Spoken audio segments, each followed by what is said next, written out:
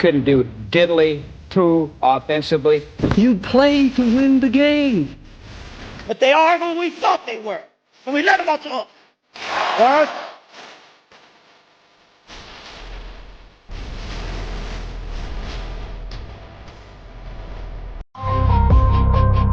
Ladies and gentlemen,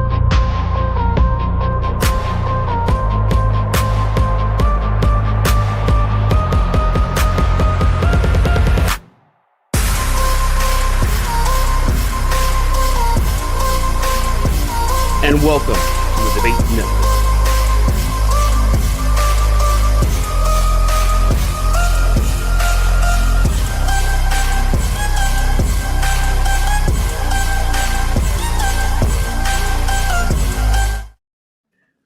Yo, what is going on, everybody?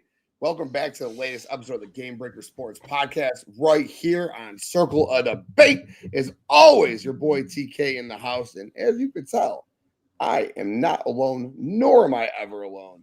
But this time is very special because the last time we were live on the debut right here on Circle of Debate, you weren't able to see the face that runs this, the space around here. I mean, look at that face. I mean, that's the face right there, right?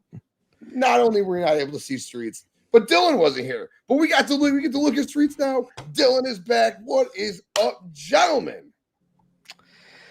Not too much, man. It feels good to be here. You know, it was unfortunate that I wasn't here for the big debut on COD, but it feels good to be here. You know, a lot to talk about. Super Bowl. Got a lot of Super Bowl talk. Big trade deadline. A lot of moves happened. Big moves happened. And some wrestling, man. Got a lot to talk about, so I'm excited. Hell yeah, brother. Glad you are back, and we certainly do have a ton to talk about. Streetz, how you feeling, brother? I'm good. You do not have to deal with me sitting in traffic like a phone-in caller on a radio show right now. So I got my computers in front of me, everything. I feel more comfortable here. So I'm not gonna lie, it was pretty fun with you being a phone-in caller because we got to deal with all the actual effects that the radio host get to deal with as they lose calls and shit's breaking out left and right. So that was fun. Much better that you're at home in front of the PC doing your thing. But yeah, gentlemen, glad to be back. As Dylan said, we have so much to talk about. Super Bowl recap, lots of football to go in that with the Super Bowl. NBA trade deadline. We got why does no one give a shit about baseball, right? And then, of course, a lot going on in wrestling. So we're going to talk about that. But as always, while you're here watching, please hit the like button on this video. Please subscribe to this network. This network is crazy popping every single day. Watch alongs. I've been doing this thing, Justin, live every single night. And you can catch him and I right after this show for the AEW Dynamite Watch Along. And then right after that, the Get Y'all Podcast Boys will be live because we are doing another triple header on Wednesday. But we're going to get right into it. We're going to do our Super Bowl recap. But first, here's what's up to the chat. As we just mentioned, Justin doing his thing all the time on this network. Justin, what is good, bro? Thank you for tuning in. Looking forward to hanging out tonight. Bakley, go Birds. That's right, man. I know Bakley's feeling good. Dom's feeling good. Nick's feeling good. We got a lot of Bird fans in our community. Jordan, what's up, kiddo? Hope you are having a good day, man. Dom. What is good, brother? What is good? Congrats again to you. And Streetz basically said, fuck you, Rush Hour. There we go. Yes, but man, the Super Bowl this past Sunday, it was one of those weird games. I mean, it wasn't a weird game. The Eagles beat the fucking shit out of the Chiefs. But it was one of those weird games going into it where it's like the Tom Brady effect, right? Like you never want to bet against Patrick Mahomes, but you almost felt like the Eagles were a much better football team because of the way that the Eagles have just been dominating. Outside of that Rams game, obviously, they dominated most of that game. But the Eagles have just played great football the last 15 weeks of the season, where the Chiefs have just won so many one-score games because of number 15. So the Eagles dominated. I guess I'll just swing it around to you fellas. Give your thoughts, takes, perspectives, and I'll give mine when you guys are done. Streetz, let's start with you, bro. Yeah, that was – it's funny because you were making a bet, and you asked me like an hour before the game, this is a lock, right? And I was like, no, man. Deep down, yes, I wanted to say yes. Because it's one of those things where until someone climbs Mount Mahomes, you're gonna pick Mount Mahomes to win it, and they did. And Jalen Hurts went out there and he climbed Mount Mahomes and conquered it, and they did what you have to do to beat the Chiefs. Though we talked about this with Buffalo, we talked about this with Baltimore on shows a few weeks ago. You can't go into these. You can't play a close game with them. You're gonna have to go in and smash mount the Chiefs. Take the shot. I'm not a big conspiracy guy when it comes to the refs, anyways. But just take them out of the picture, anyways. Go up so much that it doesn't even matter. You have to beat them to a bloody pulp to knock them off the top of the mountain, and that's what it was gonna take, and that's what it happened. And it was a very crazy Super Bowl. And kudos to the Philadelphia Eagles, though. They get their flowers here for sure. Yeah, man. Ed Bakley, Eagles are 16-0 in games Hurts and Brown started and finished. That's pretty fucking sick, man. And no, there will be a Dynamite watch along tonight. KPG, what's good, bro? This Game Breaker Sports Podcast, then we got the AEW Dynamite watch along right after, and then we got Get Show finishing up tonight. So triple header going. And yo, Tom, our brother from down under, what is going on, man? Thank you for tuning in. Appreciate you, my guy. Dylan, what was your take on the Super Bowl, bro? So yeah, I mean, this wasn't really the outcome I expected, and it's not so much that I didn't believe in the Eagles whatsoever. You know, they did obviously what it took to get to the Super Bowl, so they deserve to be there. But I did not expect a blowout the way I saw it. I did not expect Patrick Mahomes to play exactly how he played, and that was the more surprising part of this entire game. Was the way the Chiefs played. But the Eagles defense, I mean, I've been watching them for most of the season. You know, there's one particular person on that defense who I am absolutely heated that we let go was Zach Bond, and now he's an all-pro, and now he's a Super Bowl champion because the Saints kept him on special teams most of the times, Dennis Allen being Dennis Allen. He kept Zach Bond on special teams, and now he's an all-pro Super Bowl champion with the Eagles, and rightfully so. If he's going to leave the Saints and go play somewhere better, then I think he deserves that. So all credit to him for that. But like I said, and I will say multiple times, it is the outcome that absolutely nobody expected. And for one, I'm a big sports betting guy myself. I love to sports bet, and the Super Bowl is one thing I love to sports bet as far as anytime touchdowns, as far as the novelty stuff goes. And the only thing I got right this entire Super Bowl was the coin toss. Only thing I got right was a coin toss. And I ended up losing it later in the night because I live betted and I lost. So any profit I made from that was gone within the first few minutes of the game because I won it and I bet it and I lost it. So, but overall, I mean, this was a good game. I mean, it was good for the Eagles. It wasn't so good for Kansas City, but I mean, the score of the game, it did not represent what we all saw at all because Kansas City made, a little bit of a push towards the end. But I mean, it was start to finish. It was an ass kicking, and credit to Philadelphia. I mean, this was it for them. And the better end for the Saints is we got their guy now. We got Kellen Moore in New Orleans now. So, I mean, this guy just won a Super Bowl in the Superdome, and now he gets to stay in the Superdome. And I'm really excited to see what he's going to do over there.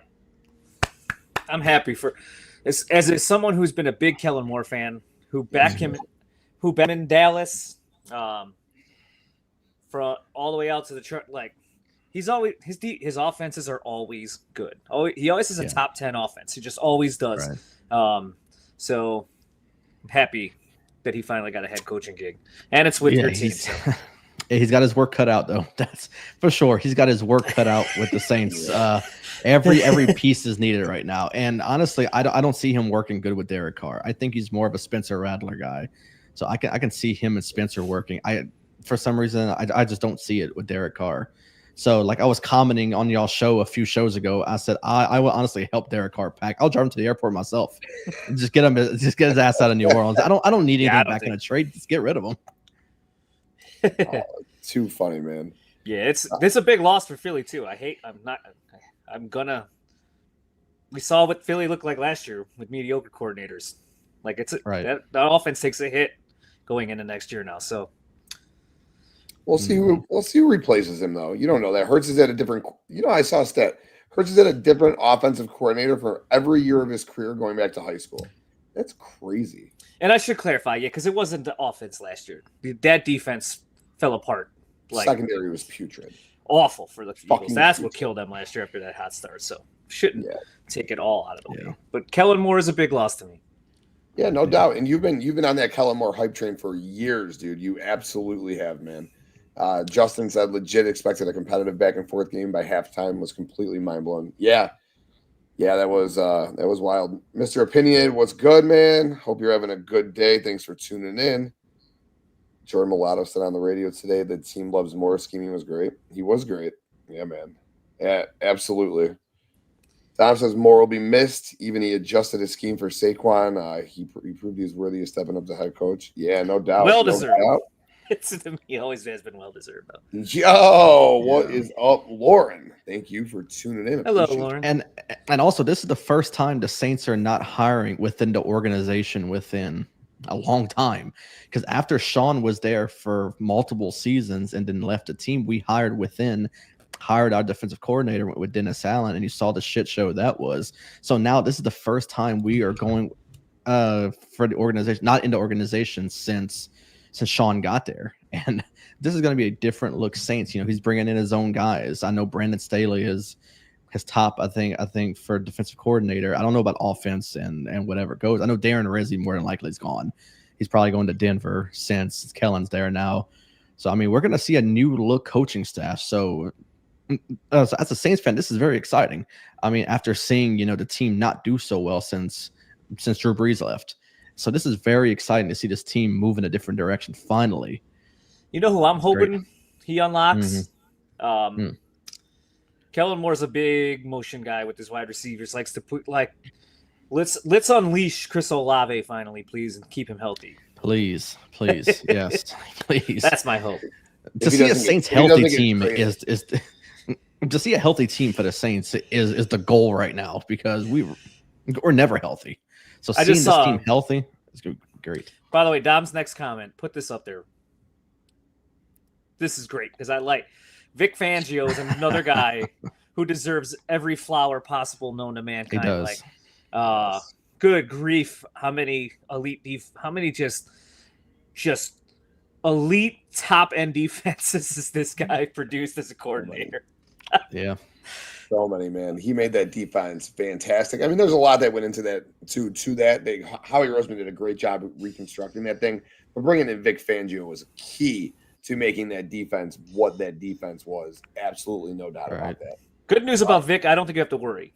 I think the Vic head coaching days are over. And far over. Yeah, so I don't think he's going anywhere. He's found the team, and he's found the team that wants him. Like Miami ran him out of town because he coached too hard. Like, get the fuck out of here! What the fuck are you talking about? I love him. I get it. Lauren, we'll talk about that. We're not saying he can't be the GOAT. That's what the streets are screaming. Not streets, but everyone else is screaming. We'll talk about that. Wait, before you get into that halftime show, did you like it? I'm gonna talk about the game in a second though. But what's up, Doc? What's up, Doc? Hope you're having I thought you no, were moving on to I just wanted to you guys. No, man, the game was crazy, man. So yeah, you're right. I hit you up. I said, yo, I got I'm thinking about this. I feel like it's a lock. It was a big one. It was a real big one, dude. And I placed it. I did. I absolutely placed it. And then I had the volume of my TV on. And let me tell you, when I heard that fucking crowd, 85, 90% Eagles fans, I was like, ooh, I don't feel good about that. So I instantly went right back into my account and cashed the whole fucking bet out. And I said, nah, we're not fucking with that. And then I didn't go ahead and throw it on the Eagles because I wasn't going to sit there and root for the Eagles. So my plan was to live bet the Chiefs. All right, because I figured at some point the Chiefs always go down early, it feels like, in these playoff games. So I figured they go down 10-0 at some point, and I'm going to live bet them. And then they did. But I have eyes as well. And that game that I was watching said, the Eagles are going to just beat that ass. And, well, then they got the pick six. And at that point, 17-0. I thought about doing a live bet. And I was like, nah, dude, I'm over it. I'm not going to do it. So I stayed away. I did, however, I didn't. Melissa won I think she won $10 on yellow for the Gatorade. So we got a small win on the day. But ironically, I didn't bet the Super Bowl. I bet the Super Bowl. I pussed out. Thank God I pussed out. And I bet the Super Bowl. So I never bet. So that's on That's and anything. Yeah. In college basketball, probably that's it. But that's so I have no bet on that. So I could just watch it.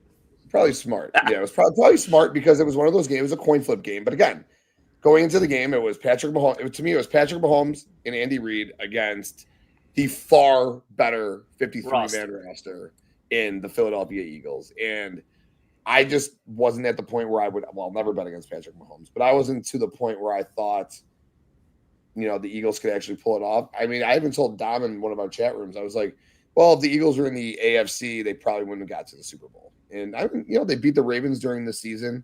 I think the Bills would have been a much better Super Bowl had they got there. Bills Eagles would have probably been a much better game. But the Eagles did what they did. We went in the offseason. We did the live draft, we did the NFL draft. We did the watch along for it here. We hosted it, and we were screaming at the time, like in the first round, that the Eagles passed on Cooper DeShawn. We're like, why would they do that? Like, we thought that was a great fit. All right. But then they went out and got Kenyon Mitchell. Fucking stud, dude. Then went up and traded up to get Cooper DeShawn in the second round. Their defensive line's nasty. Their linebackers are nasty. There's a tough physical team. That offensive line, 6'6", 340 is the average, man. Jalen Hurts played great in the playoffs. He had another great Super Bowl. His Super Bowl 2 Super Bowls ago was absolutely fantastic. And he had just another incredible performance. I think I saw he was the most efficient quarter. I think you might have said the Streets because I don't look at nerd shit like this. But I think at one point someone said he was the most efficient quarterback in Super Bowl history was that game that he played. So, I mean, hats off to him. You would have told me that Saquon Barkley would have had 55 yards and the Eagles would have won the game by 18. And they should have won by a lot more than 18, as Dylan said earlier. They shut the Chiefs down until there was 54 seconds left in the third quarter. Shut the Chiefs out. And how do they do it? The exact same way that Tampa Bay did it against Kansas City in the Super Bowl 4 years ago. They fucking got pressure up the middle. I mean, at that point, Kansas City's offensive line, with 3 out of 5 of them were hurt. So, I mean, there's a little more of an excuse there. But, man, Philadelphia just got at him, dude. Philadelphia just got at him up the middle, smacked him in the mouth, dude, and they had no answer. Kelsey looked all the age that Kelsey looked. And Xavier Worthy, he looked good, but he looked good to the second half. So, yeah, I won't go too much further on that. But I will say, shocked. I was shocked that it was a fucking beatdown like that. Mahomes looked human, very human. my thing about the AFC, though, a couple things I'll add into this real quick. It's not so much that you can't. Any given Sunday, anybody could win. That's how the NFL always goes. It's just the way it is. The AFC is just a harder. You can't go to sleep for the week and have one of those just whoops moments in a game in the playoffs in the AFC. That's where it gets a little tricky, and that's what we say when it's harder to get through. That's all I mean. It's not to diminish Philly as a team because they're awesome, top to bottom. That roster is loaded. It's just so teams have a bad week. And when you have to have 4 perfect weeks in a row, it's just a little trickier sometimes to get to the Super Bowl because there is that little bit of just, if you slow down a little, you have that little mental lapse in the first quarter. Ask Lamar Jackson. You put your team in a tiny hole. That's all it takes basically to not get out of it when you're kind of in the AFC, where you can make those mistakes in the NFC a little bit against some of those other teams. That's all I mean when I do that. Doesn't mean Philly could not run through the AFC because they could, but that's all I'm getting at when I say that. And yeah, I think it's crazy because we saw Kansas City, they beat Baltimore and they beat Buffalo, 2 rosters that were better than theirs in a sense at that point too. But I think we find like that the Kansas City offensive line finally was exposed is what had happened too in that game. They were bad all year. They moved Joe Thuney to left tackle from guard. They had to take a guard and put him at left tackle. That's how bad that line was. And they just met their kryptonite. God bless that Philly defense is they're good. They're talented, and they're going to get after that quarterback. You need a good O-line. I don't know. As a Bears fan, that's kind of why I segue here from Mike. Thanks for watching also, by the way. Watching that game, you could dismiss any stupid thoughts you had about Ashton Janty and all these other guys. No. Watching that game, you're taking an offensive lineman at pick 10. Find the best one, scout him. Find the best one that you could put out there for a decade, and that's who you draft because, good Lord, you need an offensive line in the NFL, especially to win a Super Bowl. So you need to win in the trenches. You need to win in the trenches. It is that simple for sure. Yeah, Nolan Smith looked like a beast. Just like Mike said, I'm glad the Bears passed on Jalen Carter. Not, yeah, I know that's. I know we need an offensive line. You need Darnell Wright, but Jalen Carter is a game changer. Where I think you can go get a right tackle somewhere else. Yeah, that trade would not hurt as bad if they fixed the line. Like if the line was good, and you're like, hell yeah, they got Wright in that, and then they got Gervon. It wouldn't feel as bad, but it sucks because the line still sucks. So you're like, oh, we missed out on a generational 3 technique, probably. Generational, dude. Warren Sapp kind of fucking generational, man. But yo, guess we got ours. We're actually wearing the jersey today. For the first time, I finally was able to wear it. I'm rocking my Gervon Dexter Senior jersey. Let's go, baby. Nice. Let's go. But yeah, you asked about the halftime really quick before we swing into Kansas City and Jalen Hurts. I mean, I didn't really know too much about Kendrick Lamar going into the halftime show. I mean, for what I didn't know, I thought he had a good performance. So I'm not. I'll say it in the Hurts thing. Go ahead. Oh yeah. I got it. No, yeah. So I thought, yeah, it was fine. There was no Tom Petty, but it was fine. You know what? I don't know. It's weird. So like, I like K Dot, right? Kendrick Lamar. I think it's more of like his music to me though is like a car ride music. Like you throw it on when you're driving. Because you could listen to it a little clearer. He's like a poet, also he's actually like a Pulitzer Prize winning poet. Like it's not club bangers, right? It's not something that you hear at a party that somebody plays and everybody's dancing to. And when I think Super Bowl halftime show, I think a lot of us do. Maybe at our age we do. We think, yeah, we want them club anthems for like 10 minutes. No matter, it doesn't matter whether it's rock or rap or pop or anything. You kind of want the club anthem type song. And that's just not what he was, but I thought it was okay. Yeah, it was okay. Yeah, Dylan, it's got to be the craziest like beef like rap battle. He kind of had. I'm trying to. How do I say this without saying it? I'm tiptoeing around here. He had a whole arena scream A minor, basically, which was kind of cool, I guess, in a sense. Like it's not cool, but it's like that's like a mic drop moment in rap beefs, I'm guessing, right? That's what I'm gonna get at right there. That's all that was. Yeah, I mean, the halftime show was, good. I mean, if you're a big Kendrick Lamar fan, I mean, I don't consider myself a huge fan of him, but I feel like if you say this to someone down here, I feel like you're saying the wrong thing. But I feel like they missed the mark because you're in New Orleans, and one of the biggest rappers from New Orleans is Lil Wayne. Why not? I feel like Lil Wayne would have had the dome like fucking rocking if they had him there. And I, for some reason, just feel like they missed the mark. You know, Kendrick Lamar was good. I mean, I feel like he mainly surrounded the halftime show targeting Drake at the end, and I feel like that was his whole message to do throughout the whole show, was just to get to the last song and target Drake. But I don't know. I feel like Lil Wayne would have been like the icing on the cake for the halftime show. You know, bring him in. He's from New Orleans. Let him do it. And but yeah, I mean, honestly, what the hell do I know? Yeah, I don't know. Yeah, I don't know shit about modern music. All I know is that I said it's really funny because I saw a tweet that said Jelly Roll should have been the halftime show. Yeah, Cash Money. That would have been awesome. Yo, there you go. A year ago, Dylan. A year ago, I made it was a year ago today. I made a post on Facebook. It popped up in my memory where I made the I cropped all of them and everything, and I was like, "You have a chance to do the coolest thing." And they missed it. They missed it. But Dom's right though. So he's perfectly right. You could pencil in all of us every single year to watch the Super Bowl, right? Every one of us that are us three, everyone our age, everyone that I'm friends with on Facebook, everybody that was hating on that, you could pencil us in to watch the game every year. Dom's right. There's the halftime show is targeting one thing and one thing only. Yeah. Yep. Younger generation, no doubt. You got to keep the younger generation interested. But yeah, I'm with Lauren. Lil Wayne would have been great. I'm gonna say Jelly Roll forever. I will see Jelly Roll perform at a halftime show sooner than later. Imagine that, dude. Everybody, that'd be nice. When that Cash Money Records taking over for the night, you would have had everybody out of their couches dancing. Shit, people will not act for that, man. and for like older people like Streetz and I, that would have been that's perfect for us. Like, because we know like all that shit. Like, that's our shit. You know what I'm saying? But yeah, I was open minded with the Kendrick Lamar thing because I didn't know who he was, so I wasn't gonna sit there and just like dog it. So I get some of the songs sound like some good workout songs. I was like, that kind of sounds good. But All right. Yeah, it's definitely for the younger people out there. So all right, let's keep swinging this. All right, so these are just a couple quick hot topics. We're not going to deep dive into these things, but there's been a lot of talk that the Kansas City Chiefs are dead. They got like 150 million, or there was some crazy number put into 3 guys cap next year, or put into 5 guys cap next year, and they say the team's dead. They say this is their last hurrah. This is the last chance. Mahomes is going to get back to a Super Bowl. Kelsey's going to retire. Andy Reid, he said he's got coming back, but I don't know. These people are saying he's going away. So, Streetz, I know this was a hot topic for you, bro. Speak on it.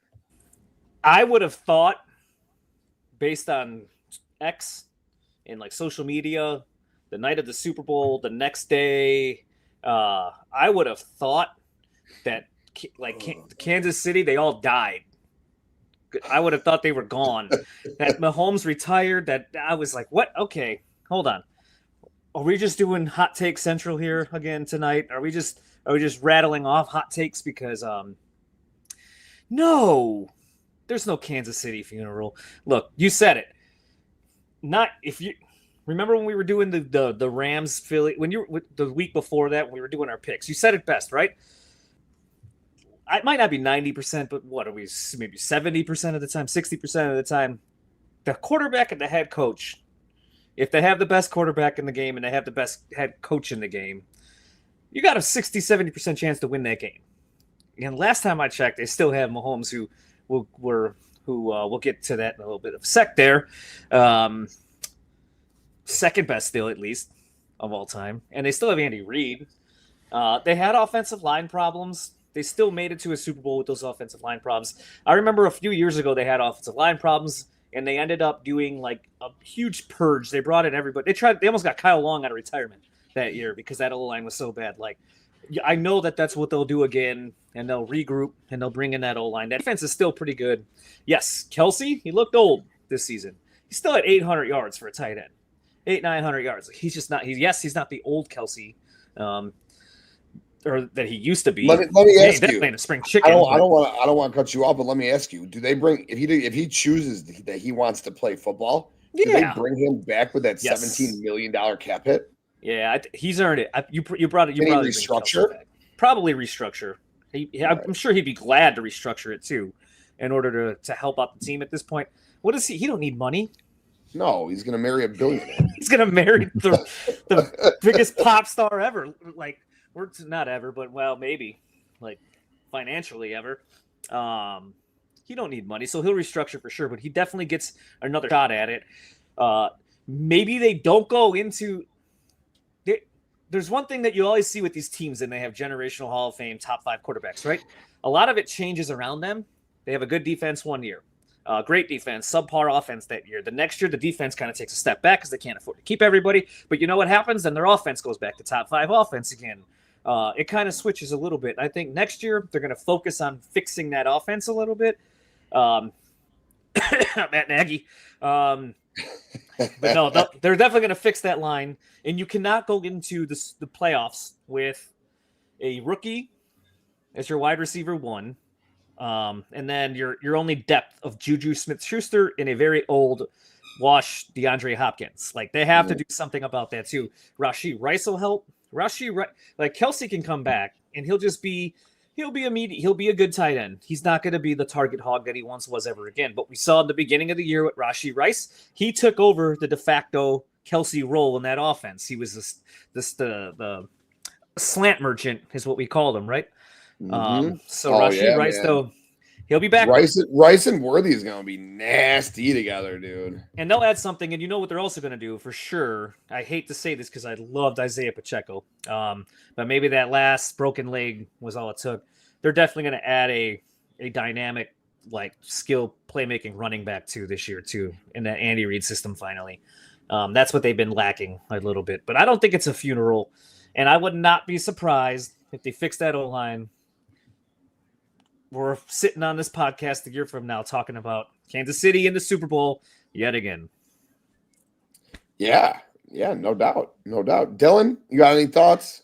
Yeah, I mean, as long as Patrick Mahomes is still living and breathing, it doesn't matter if Andy Reid retires, Travis retires, the entire offense around him retires. You can pick 10 other people out of the stands at a Chiefs game and surround them around Patrick Mahomes. That I believe the Chiefs are still alive, and that is because the team surrounds around Patrick Mahomes. Yeah. So it doesn't matter who retires, it doesn't matter who they let go. I know they have like a laundry list of free agents coming up. Trey Smith to the Bears.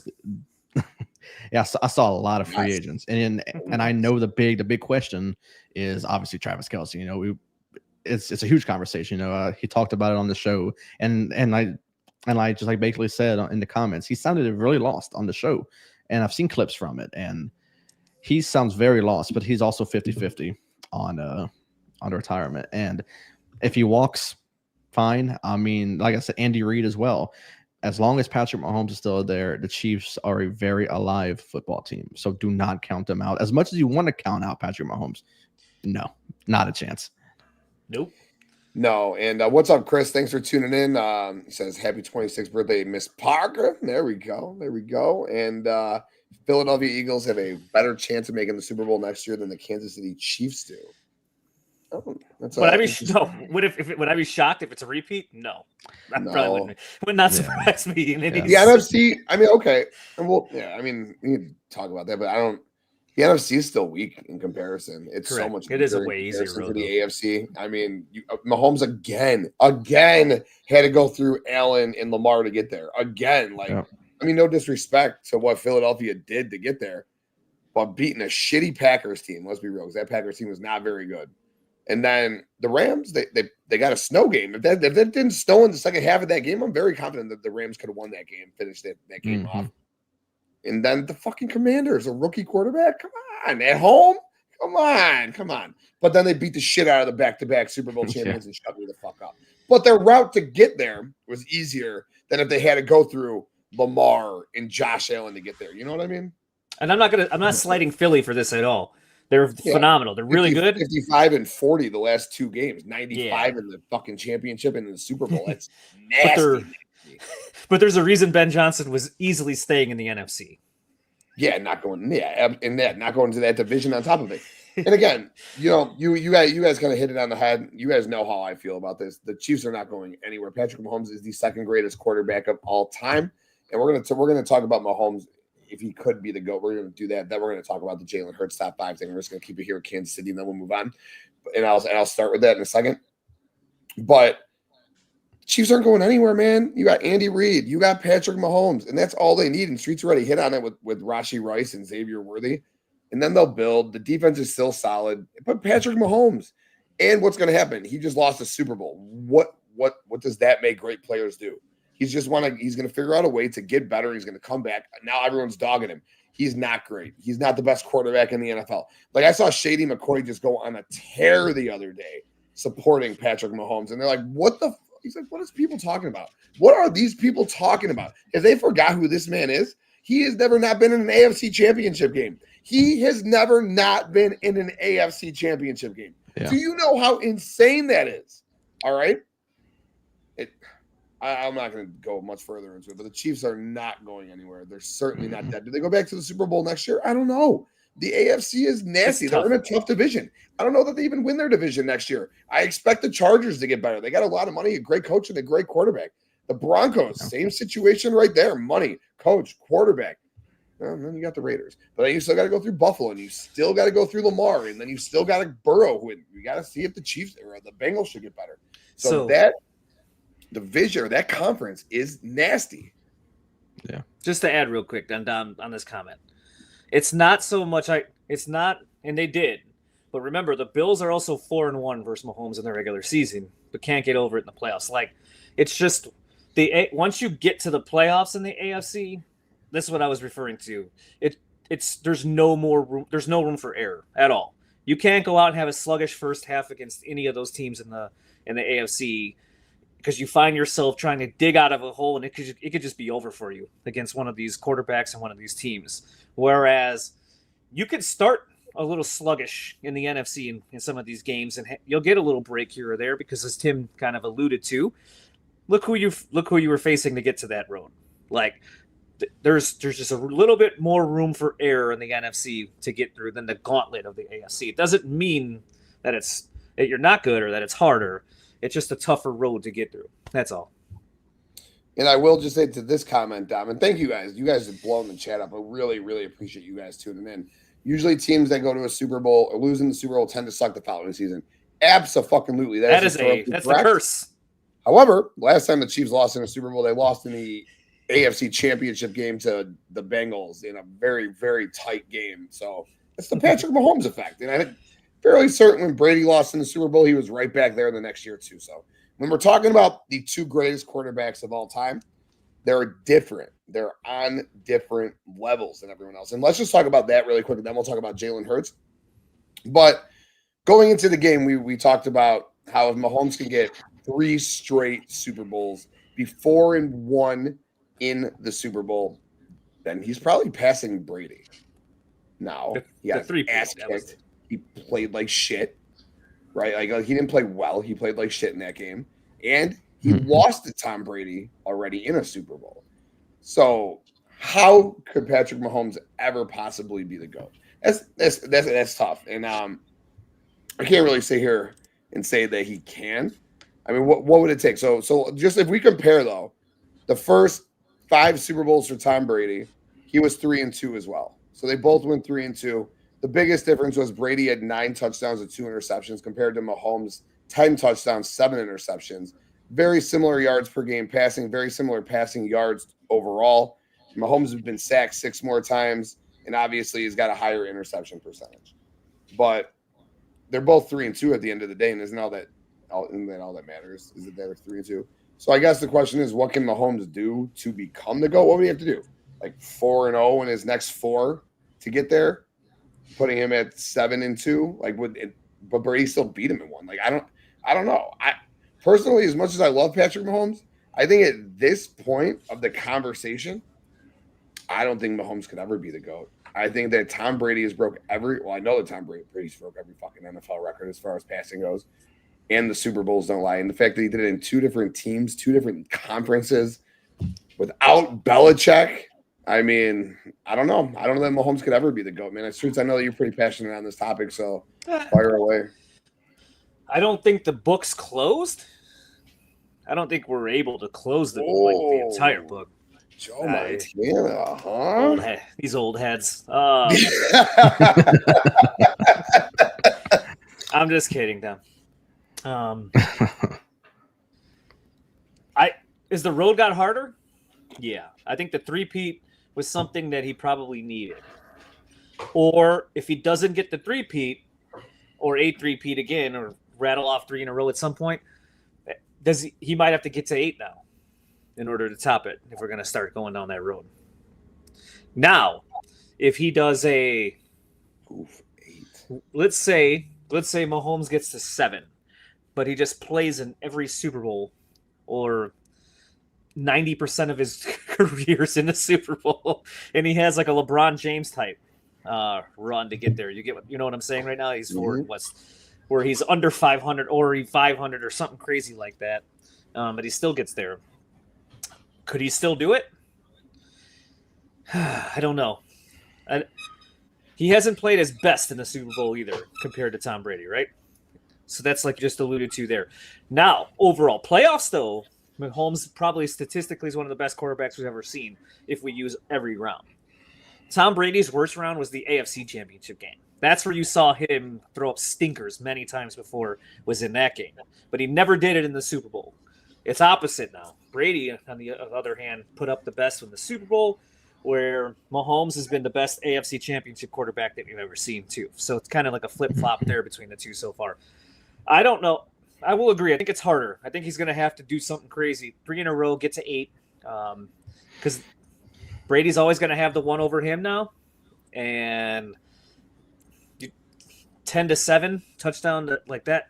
It's not we saw it that first half, man. The pick 6 from Cooper, DeJohn, like all that stuff. Like you can't do that, especially if you want to be the greatest ever. That's putting we we give a lot of flack to Lamar Jackson for what he does all the time, putting his teams in holes in the playoffs. Like, deservedly, Mahomes in the Super Bowl gets some too for this. So I don't know. I don't think the book's closed. You cannot say that the book is closed yet for me. But he's got an uphill battle to climb. Now, if he comes out and rattles off 2 more in the next 4 years and he plays phenomenal, we're all going to be sitting here going, maybe he does have a chance. 5-2, another MVP, 2 more Super Bowl MVPs. I don't know, man. It's tough. It's tough conference. It's a tough conference to get out. He gets out of it every year, but man, you gotta think it's gonna get harder. I will say this: we're coming off his worst season statistically as a quarterback, right? Overall, and that's what makes it kind of tricky. I do think there's another MVP in him for sure before it's all said and done too. I think he's gonna come. I think he's gonna want to come out and win one. He coasted this year.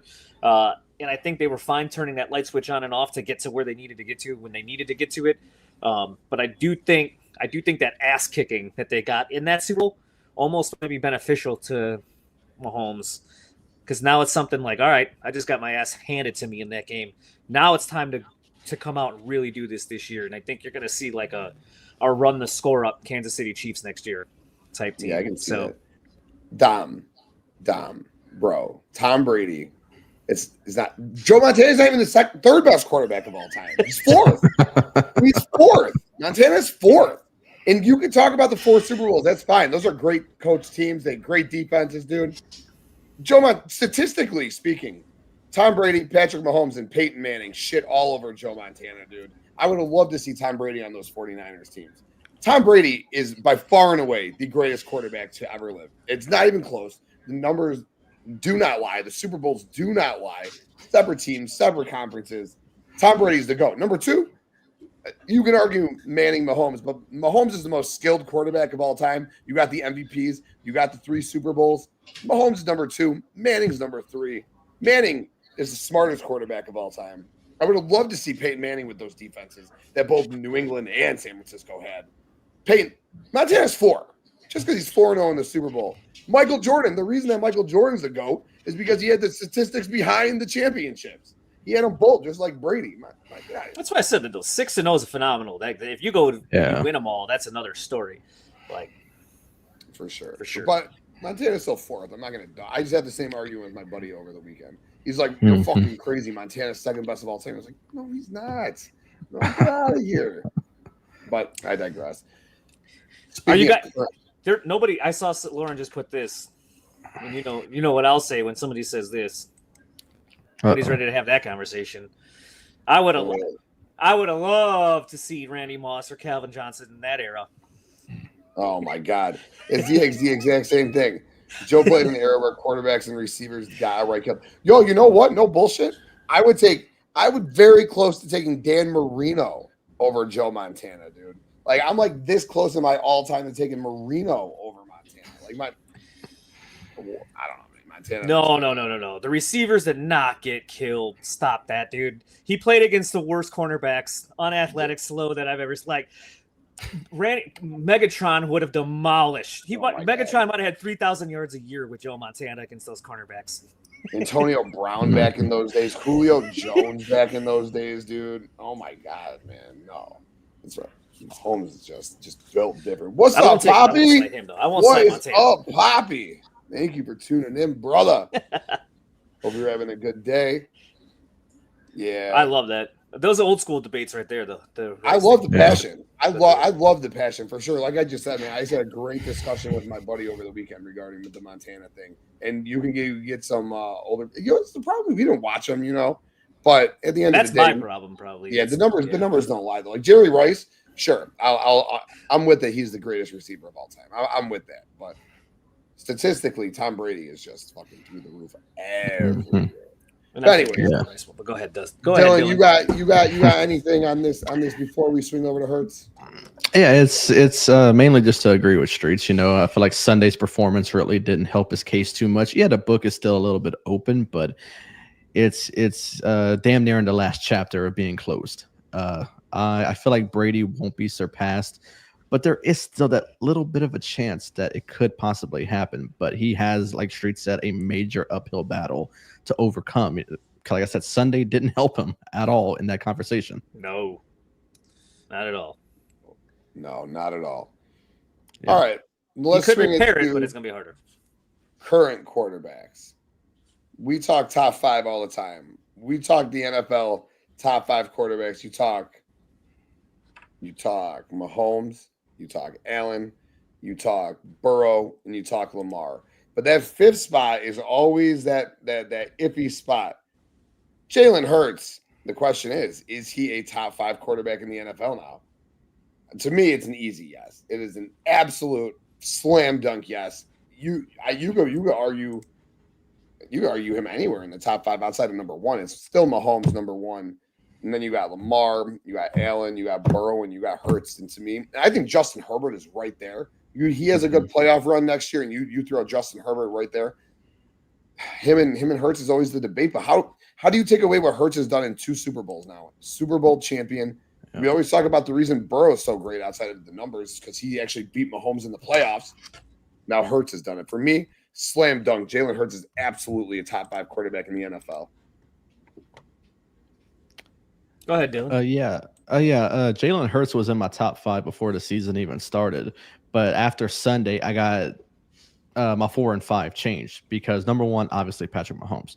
2 for me, Lamar Jackson. 3, Josh Allen. 4 now is Jalen Hurts. And 5, Joe Burrow. Because 4 was Joe, 5 was Hurts. But now Sunday, the performance, I mean, you can't deny that performance at all. So until Joe, and for one, I love Joe, LSU. I got to see him win the big one, and he had that chance against the Rams, and unfortunately couldn't do it. So until he does that, so Jalen has my number 4, and then Joe's number 5. And then you got Herbert right there at 6, probably. Yeah, for sure. What about you, Streetz? Yeah. So obviously, I'm ready to. Yeah, he's top 5 for sure. He's earned it. He climbed. He did what I joked. I said it earlier. He did what many have not been able to do. He climbed Mount Mahomes and conquered it. And my favorite thing that I'm so happy about that Super Bowl, and I'm so happy for Jalen Hurts. But once again, like the one thing that I told you was going to be the case is like the running back's not going to win you the Super Bowl. I don't care how good Saquon Barkley is. He's gonna stop him. Your quarterback is gonna take you as far as you could possibly go in the NFL 90% of the time. And Jalen Hurts went out there and won that game for them. He looked phenomenal. He climbed Mount Mahomes, and he cemented his spot in the top 5. I'm gonna put him at 5. Obviously, I'm still gonna put Mahomes, Lamar, Allen in top 3. It was close, and Dylan's spot on between Burrow and Hurts. And yes, Hurts has he does have the Super Bowl. He has the championship now. But I will say that Burrow at least is also, he climbed Mount Mahomes also in an AFC championship game and got to the Super Bowl at least. So like in the Mahomes head to head, they both got a victory on him now. So it just hasn't won the big one yet, which will he? I don't know. Cause damn, that gauntlet of the AFC is tough. But for now, I'm going to put Hurts 5. I'm still going to keep Burrow 4 because the championship sways it, but if the championship pulled Hurts into the top 5 for me, I think the overall still body of work and stat wise, I think Burrow is still better, especially if we compare them. That's all. Put Joe Burrow on the Eagles. Are they still winning that Super Bowl? They might have. Yeah. Oh yeah. So that's the kicker there too. Burrow's probably had the worst luck of all of them when it comes to like. Shittiest supporting cast by far. Correct. Yeah. He has Jamar. He has a horrible coach, a horrible defense, and a shitty line. Like he's got receivers. Cool. Like. Oh yeah, they draft wide receivers instead of offensive linemen in the first round, and it's been great. But Burrow just takes a licking out there every season, and then his defense gives up 27 points a game, so he has to win 30 in order to win. But Caleb Williams is going to be there in 3 years at the latest. Caleb Williams will be in this conversation. I have zero doubt, especially with Ben Johnson. But Hurts for sure. He's right there. I'm putting a 5th head on the Mount Rushmore right now of the quarterbacks in the NFL, and Hurts fits right in there. Well deserved. He played phenomenal. 2 Super Bowls now, really, right? So two great Super Bowls. Give Joe that defense and line, he'd win 3 straight Super Bowls. Yeah, dude, seriously, man. Yep. we might actually see him healthy for a change. No shit. Yeah. No shit. Always hurt, broken his, broken that. That's what I hope Yeah. Caleb doesn't turn into, because Let's better put a fucking line around him. I think they're gonna Yep. better him this year. But fellas, that was football, and unfortunately, I realized on Tuesday that football was gone for a long time, and it kind of made me sad. It made me real fucking sad. But in our world, especially Streets, in the fantasy football world that we live in, football never goes away. So we will still be talking football aplenty, trade.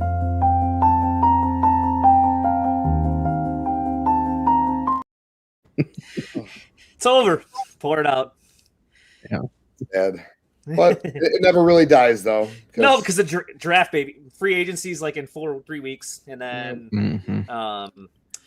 which is awesome. I love because it's all done in 2 days, unlike a sport we'll talk about later. That makes it the most painful thing ever. And then you got draft. That right now. Yeah, there you go. And then fantasy football's back. So there is football's year. Football is year round in a sense now. Like it is a 365 sport. It is a soap opera, and it takes up your life. No, if the games are on or not on. So just sucks that you don't have it on Sundays anymore. Just the games, but all the games within the games, inside the games, within the games are still there, baby. So we got lots of games inside the games to talk about. I But can't wait to speaking see of a how many game- leagues you start this week now that it's over and you're ready to rock and roll. Like how many drafts you're going to be doing in the next 2 weeks. None. I'm not doing any. I did one. I started one already. We finished one already. And then I joined 3 others, including the live one that we're going to do in Chicago. That'll be a lot of fun. We'll talk about it on the show for sure. With all the Scott Fishbowl guys, it's going to be a great time.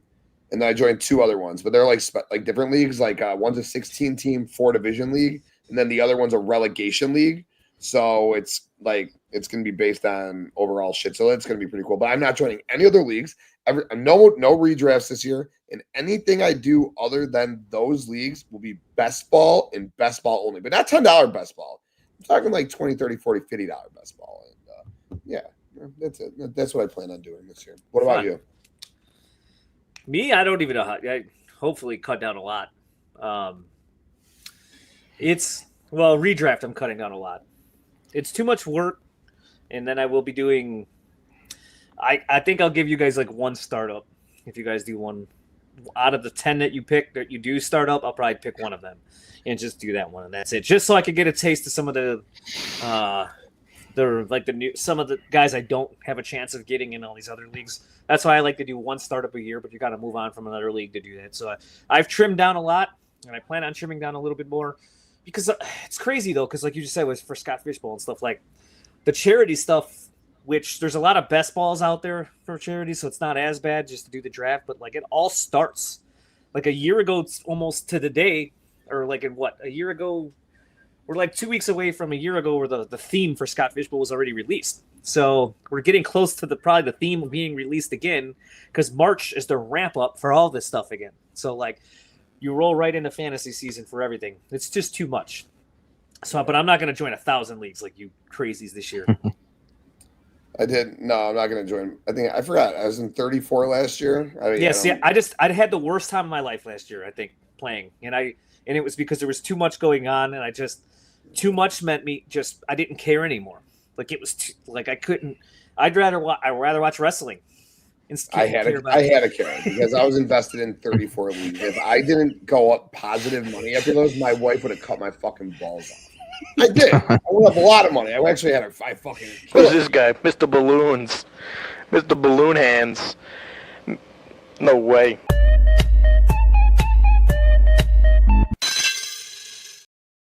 There it is. Finally busted it out. But yeah, I did. But yeah, all right. I want to just spend just a couple of minutes on these next 2 topics, and then I want to get into the wrestling wrap up. But from a sport that everyone loves, the king of the world the king of America, I should say. King of the world is still football. But a sport everyone loves, to a sport that no one seemingly gives a shit about. If you guys are in the chat room and you do care, please go ahead and speak on it. But why does no one give a fuck about baseball anymore? Like, why? I don't give a fuck about baseball anymore. Streets, you used to be the biggest baseball head I knew outside of like Blake and Lance. You don't give a shit about baseball anymore. Dylan, do you care about baseball? I'm a Red Sox fan. We suck. So no. Because unless you're a Yankees fan or a Dodgers fan, there's no reason to care about baseball. There's no salary cap. So obviously the big names are going either to the Bronx or they're going to LA. So I mean, that says it right there. What's up, Lady Psycho? Streets put together that video for when I say some real crazy shit, like what I just said. You break out the swear jar. Evolution, baby. I miss it. I miss it too. Too funny. Imo was great. But Dylan's right. Dylan's spot on. He said it best. Yeah, and he's a Red Sox fan, and he's saying that. A Red Sox fan saying this, like I'm just telling the truth. That's all it is. Like, I'm just telling the truth. Like they should be doing it. They can't, but like no one can do what the Dodgers like. It's so broke. It's so broke from deferred money to the no salary cap, deferred money. RSNs are killing. Add RSNs on top of the no cap thing and like the deferred and all the little regularities of the rules and stuff like that. It's dead. It's dead. It's not like no one cares because of all that. And for instance, here's what I'm talking about. And everyone's like, well, they're all billionaires. They can all spend a lot of money, blah, blah. Like, no. Like so Lance, our buddy Lance, huge Atlanta Braves fan, right? If you don't know this, the Atlanta Braves, they're like kind of like the Packers in a sense. It's a public entity. Their books, their records are all there. You could all go look at them. And they sign players to big contracts. They try to keep their guys. They've given out money. They're not like a cheap team by any means like that. They're lucky to break even. And they fill that part. And they're lucky to break even. Look, not everyone has a hobbyist owner that doesn't care if they lose their – just because your team is worth $4 billion doesn't mean you can spend $2 billion on players because they don't have that money up front. They have to sell their franchise to get it. And it's just simple economics will teach you that these guys don't have the money that they have. And then when I'm breaking down on RSNs too real quick, the Dodgers, their TV deal, they get $380 million from that TV deal. A team right down the road from them, the Padres, are lucky to get $18 million from their RSN TV deal. That's almost a $300 million difference in like the revenue that they're getting from their TV deals alone. You can't operate the same when you do that. Baseball's broke, and trust me, I want players to get paid. I don't want owners to be cheap, but owners, these teams aren't going to sign anyone anymore when they can only get one of these guys, and then they still can't compete and get 3/4 of these guys from the money that they're making. It's just a huge domino effect that all plays a part into each other. And I'm breaking news right here for you. Be ready after this season. I think we'll have next year because I think there'll be one more winter meetings. After next season, though, I hope you're ready for a very long break because baseball is about to go on strike again.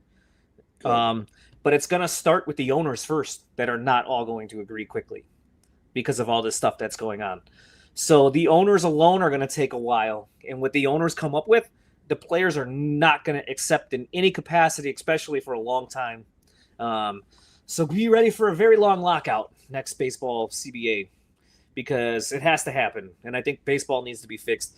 And I'll wrap it up real quick here. Baseball needs to copy the NBA, right?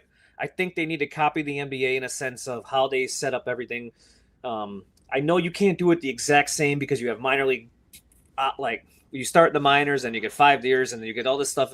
And I'm not here to explain how that all works, but they have to set up something once they reach the majors that's like the NBA in a sense where you can only be paid the max by the team that you're on, not the team that you go to in free agency.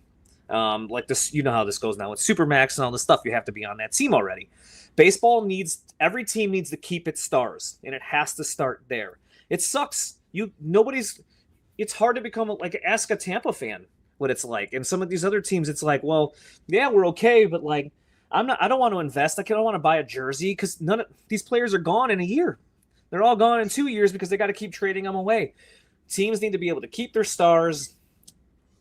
Your market size shouldn't depict what you can do and how much you can spend. It just shouldn't in sports. It doesn't in the NBA. I mean, you could get away with it like the Warriors have done and just pay an absolute bonker amount in luxury tax, but not a lot of owners are ever going to do that. Very few do that. Very few do that.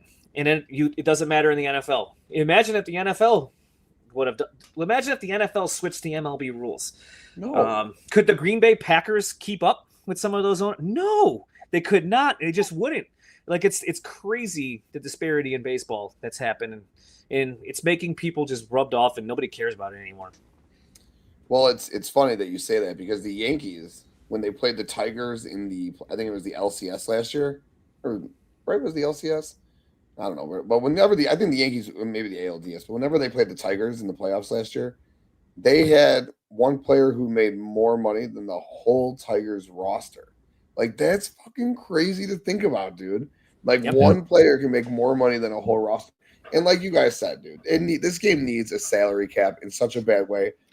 I don't know. I'm a White Sox fan, so it is what it is. But I've been over baseball for quite some time, and baseball used to be my favorite sport. I mean, the White Sox have only won one World Series my whole life, so it's not like I love baseball because my team's been great. No, but I have just loved baseball growing up. It was just, I mean, I always loved football, but fucking baseball is just a beautiful sport, man. It's just a beautiful sport. And I don't know what it is, but it's boring as hell to watch on TV now.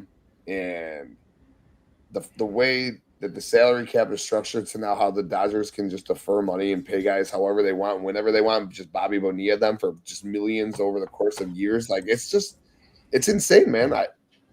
It's just not enjoyable. It's not enjoyable by any means. There's a lot of young stud, good baseball players, Fernando Tatis and Bobby Witt Jr. Like, there's some real high quality baseball players out there doing their Ronald Acuna Jr. doing their thing. But I don't dig it. I don't dig the game. I don't know what they need to do to make us enjoy the game. I don't know, maybe some more. But that's the thing. I mean, the Dodgers just won their first. We don't call the COVID World Series a real World Series. The Dodgers just won their first World Series this year, so it's not. I mean, they're doing their thing and spending all this fucking money, but it's not like they're winning the World Series every year. The Rangers won it the year before. No one thought the Rangers were going to do it. The Rangers did spend a lot of money to do it, but it's not like anyone expected the Rangers to do it. Yeah. So there is still a lot of parity in baseball, but at the end of the day, it's fucking a lame ass sport, and they need to fix it. I don't know how they'll ever fix it. Get a salary cap. I mean, y'all said it. I mean, get a salary cap. If there was a salary cap, the Dodgers would probably be in AAA, honestly, because they spend money at the fucking ass. If they didn't have that money, they wouldn't have that talent to win World Series. I mean, they'd be in AAA. 96 games. Cut the season to 96 games. I've been screaming this for years. I've just been so over it. Cut the season down. 162 games? That's a lot. Who gives a shit? As a matter of fact, the most enjoyable season for me in quite some time was the COVID season. 60 games. Every game matters. Every game matters. Cut that shit to 90 games. You have some teams, like real high quality teams, who don't get hot until August, right? But I would cut the baseball season to 96 games is what I would do, and see how that goes first, and just it's more competitive. That 162 is crazy, man. It is. And they got to do some, you're right. Some rule changes for sure. I think you have to forcing starting pitchers to pitch 5 innings, start a game and pitch 5 innings, unless you get hurt. Things like that are a must. We got to stop. The game has to go back to pitchers pitching, not throwing for starters. I like the speed of the game. I like some of the in-game things that they've done. But you're right. Shorten the season. You don't even have to go that crazy. You could go 130 if you wanted or something like that. No, I'm fine. Too many. I'm fine with 1 month. Get rid of April. and started in May. 112 at the Um, most, man. 130 is crazy still, man. It's too long. Uh, You don't give a shit about. You don't care about baseball. You don't care about baseball 2 months in, let alone 6 months in. I get no it. one does. But I think if you got a more exciting game, and then you had a little bit more, you weren't seeing all the craziness happen from like how the contracts are from Dodgers and all this other stuff, and like you see more parity and you see all this other stuff. I feel like we would care more throughout the season. So that's why I don't know if we have to cut it that crazy, but maybe if the game was more fun, it would be better. How do you make it more fun though? Like I gave you a couple baseball's options, baseball. Like we loved baseball because it was baseball. Well, like so, it turned into throw as hard as you can, try to strike the guy out, and then the batter is basically swing it as hard as you can and try to hit a home run. Right? The ball's not in play anymore. Pitchers we have openers and they're pitching 3 innings and 4 innings and they're getting changed for another. There's too many pauses and stops. Like it's not the same game that it used to be, man. So. And Bakley hit it on the head there, man. He's right. Today's pitchers are forced to throw 99, and Tommy John rate is through the moon compared to old times. And guess what? And you know what, Bakley? Right here. That's Bakley's the comment right there. That's it. And basically, Bakley's spot on. If you were to force pitchers that they have to pitch 5 innings in a game, you'd see them tone down on that velocity. They wouldn't try to throw it 100 every time. They turn into pitchers again. We'd see more of the Greg Maddoxes come. Like we'd see guys, you don't have to throw it that hard to be good. You could be a good pitcher still. But the problem is they're all trying to gun for these 14 strikeouts per 9 innings now and throwing their arms out, doing it. It's great. We talked about the Hall of Fame 2 weeks ago. We might never see another 250 inning pitcher again. The rate it's at. So crazy, man. But that's it. Dylan, you got anything else on this before we swing on over? Nah, I got nothing. All right. Well, we're all over we're all over the place tonight. We hit football, we hit some baseball, and we're going to talk some NBA trade deadline before we get into the wrestling. We talked Luka a little bit. Streets and I, Dylan, would like to get your take on it. Kevin Durant's pissed. The Suns tried to trade him. Couldn't find a suitor. He's angry. He's going to get traded this offseason. Jimmy Butler is now a Warrior. I feel like it's a shitty trade for the Dubs. I don't know Jimmy Buckets, but Dylan, I want to get your take on all of this, man. What was your thoughts on the NBA trade deadline? Is Jimmy Butler going to make a difference for the Warriors? Can Luka and LeBron get to the finals together? Where will KD go? I mean, whatever you want to talk about.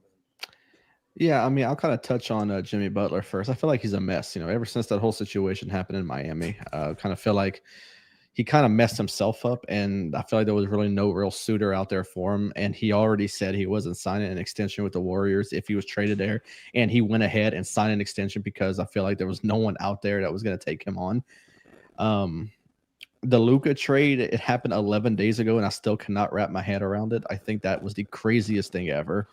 And now Anthony Davis is already supposed to miss a bunch of time already. I mean, the guy's made of glass, and he's already missing full time with Dallas. And for one, yes, it could look like a good trade for Dallas if he's healthy. If he's healthy, Anthony Davis, he's a great player. But that's where I'll leave it because he can't stay healthy. And you trade Luka, 25 years old, because he's gaining weight. Dude, he looked great for the Lakers in his debut. So what are you seeing? I mean, I think the Lakers pulled a robbery of a lifetime and got Luka in his prime, and now he gets to play with LeBron and actually have a chance to potentially maybe win a championship.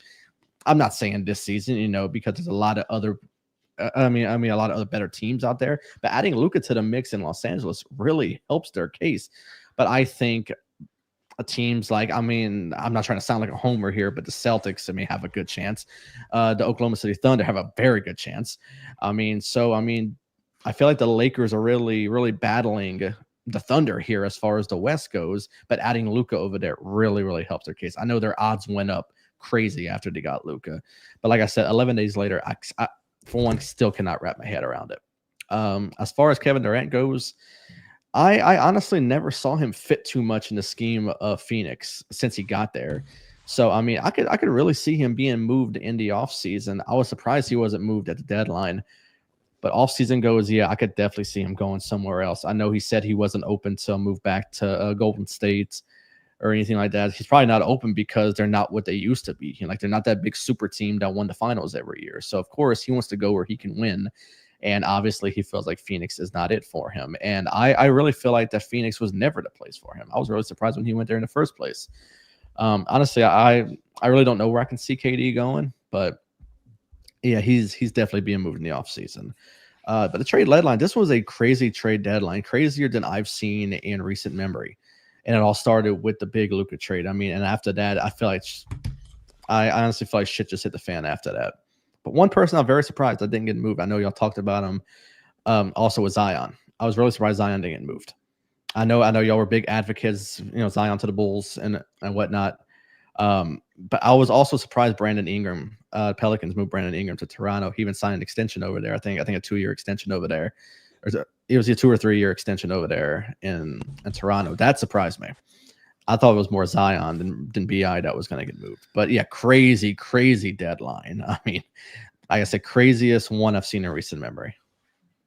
Yeah, I forgot about that BI trade. Why would Toronto give up a first-round pick for Brandon Ingram? And it happened really late at night too.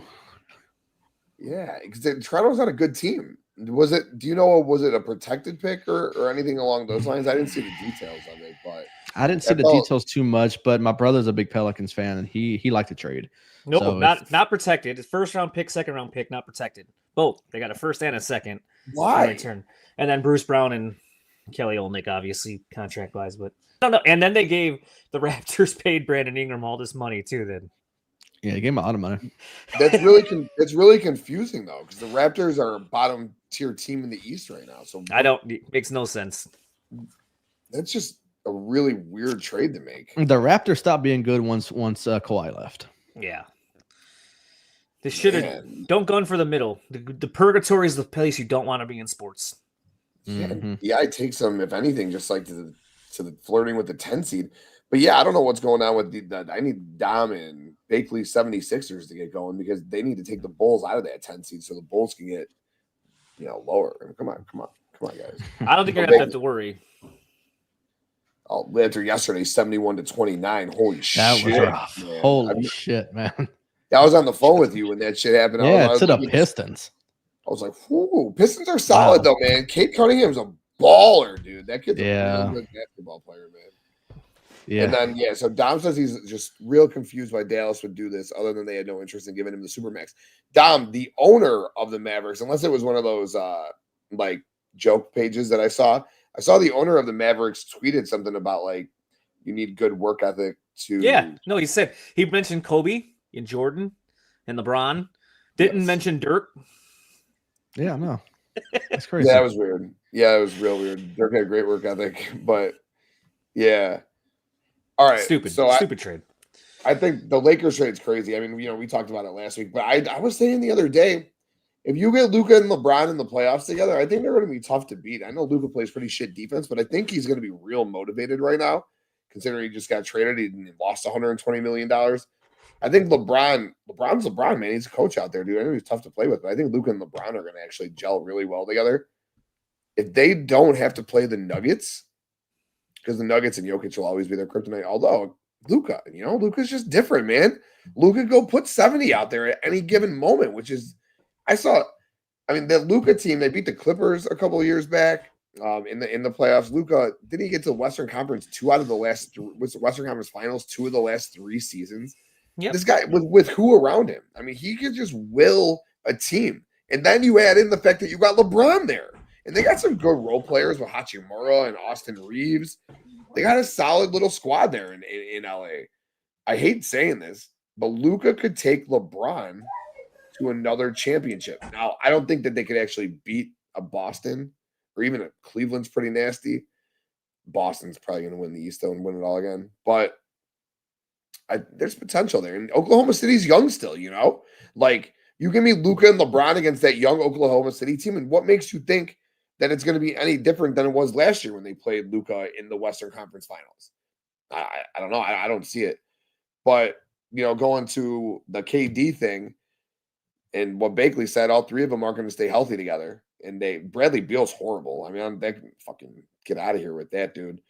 I don't know where KD goes. I saw he wants to go to Washington and go home. I mean, Washington's not a good basketball team. I don't know. He won't make them a good basketball team. So I don't know why I'd want to go to Washington. I think maybe if he can find a way to go to Atlanta and play with Trae Young, I think those two could play really well together. I think that would be a nice fit. But I don't know where KD goes. At the end of the day, KD's getting old, and KD's not going to win a championship unless he I'm not goes sure. and- By the way, FYI, I'm not sure it'll be the Hawks because I'm not sure Trae Young will be there after this summer. So Oh, well, yeah, there you go. I got no idea where he goes. I have no idea where KD goes. As far as the buckets thing, horrible trade. I think the Warriors giving up a first round pick when they're a very mediocre basketball team for Jimmy Butler was pretty shitty in my book. And then paying him damn near $60 million a season on top of it. Why? I mean, he was great a few years ago. I know he willed Miami to the conference championship and he willed them to a championship, in the last 4 years. But you got to think though, how many you're on the tail end of Steph, right? And Draymond Green. So like, yeah, one last hurrah maybe is what they're thinking, or they could try to push for it. I think that's all they were doing. And for what it's worth, yes, everybody said it. Like, is Butler really that much better than Wiggins? That's what everybody's saying now. I think they're hoping you get a motivated Butler. And by the way, Butler course. is like he's a plus 16, 17 so far. Like he looked pretty good these last two games for them.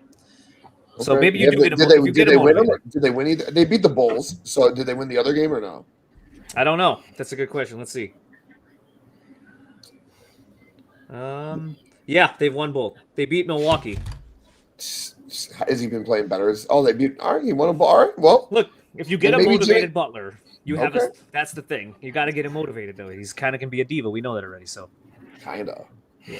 But Yeah. you got Steve Kerr, you got Steph, you got Draymond. I just think Draymond and Jimmy are going to get into a fucking dogfight. Probably.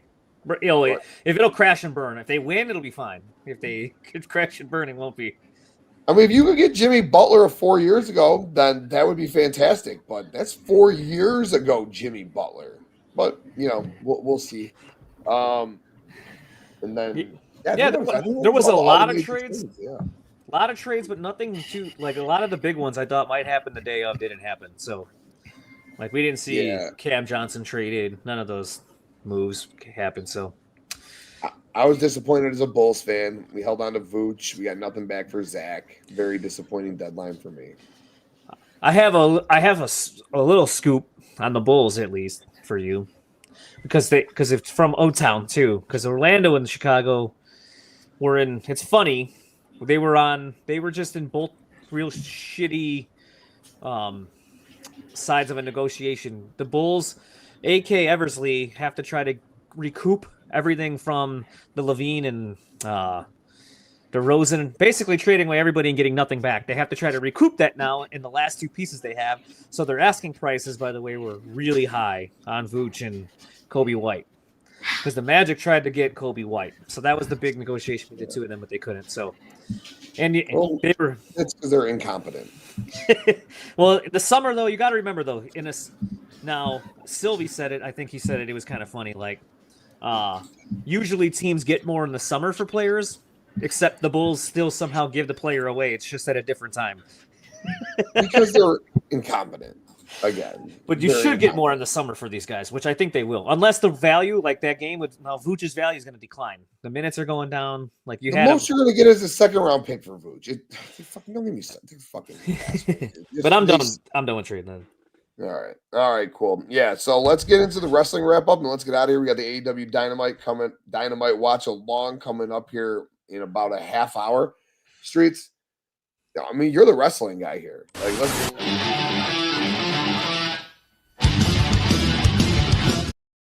There it is. There it is. I forgot. Yeah, since you were here. Yeah. We can play the video now. I'm not the wrestling. You're the wrestling guy here, man. I just enjoyed watching it. No. You haven't watched? I watched Raw. I watched everything. I thought Raw. We'll start with Raw, right? We'll just Raw recap. We're on Wednesday. I thought Raw was good this week. I'm not gonna lie. I thought we missed last week, so I didn't get to talk about it. But I thought the main event. By the way, CM Punk and Sami Zayn were phenomenal in that match. I thought that was an awesome.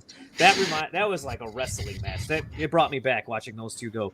But I thought the overall action in this past week's Raw was better overall. There was a lot of good matches in this Raw. So I thought it was You fun. get me going, Poppy. So I Street's thought gonna Raw kill was. the episode. I'll let the pro yeet person go next. Here, that's Dylan. Yeah. Starting off with Raw, Raw was good. I mean, ever since they moved to the Netflix era, I feel like they really haven't missed too much. I know a lot of people have their complaints as far as Raw goes. They're leaving this out, leaving that out. And the biggest complaint I've seen, and I honestly cannot understand why I'm even feeding into this right now, and that is that they put Penta on main event. Now, main event is not the worst thing in the world. It's a pre-recorded thing before Raw. I've seen it multiple times, and it's of course being downgraded nowadays because the AEW fans came out from under the rock they're living under to talk about, oh, well, you shit on this person for being on Rampage. Why can't we talk about Penta being on main event? That's because, look at the people who have performed on main event in past years. John Cena has performed on main event. I went to a SmackDown taping after WrestleMania 30 in 2014, and the main event of that show was the Wyatt family against the Shield. So, people perform on this show. So Penta going on main event is not the worst thing in the world. And honestly, they don't want to over push Penta and to have people saying on the internet, oh, well, they keep pushing him every week. They're basically shoving him down our throats. Well, then don't fucking complain about him being on main event. It's so, dude, it's like, it's the AEW fans that come out that really get to me on the internet. And that's why I said I hate wrestling fans. And I'm a big wrestling fan, but I hate wrestling fans. And that's because of them, because they complain about every single little thing that happens in professional wrestling. And that makes me just hate that the internet was even invented because of people like that. Just enjoy it. Just enjoy that he's even getting a chance to wrestle. There are people that are sitting and catering that would love to be on main event, that would love to get to perform in front of a crowd like that. The Nashville crowd on Raw was fantastic, and I'm pretty sure that people would love to perform in front of that, but they're sitting in catering doing absolutely nothing. If you look at the people who just got released from the company, I'm pretty sure they would be okay working main event. I'm pretty sure Penta's not losing any sleep over working on main event. Stop complaining. If the people aren't complaining that are working backstage, then you as a fan should not be complaining. Just stop the shit. It's so annoying. For more wrestling stuff, the big one that came out last night was Ricky Starks. The thing that scares me the most about Ricky is that they're not saying his name, and that scares the living hell out of me. I, for some reason, feel like they're gonna change his name, and I feel like you cannot change his name because the crowd knows him as Ricky Starks. The wrestling fans know him as Ricky Starks. Don't change it. I saw they trademarked a bunch of names, and I'm honestly hoping that one of those aren't Ricky Starks. I'm seeing like Trail London and whatever they're doing right now. Don't do it. Please don't do it. Because they didn't say his name and they're still not saying his name. His video's on YouTube and they're not saying it. And that's scaring me. Don't do it.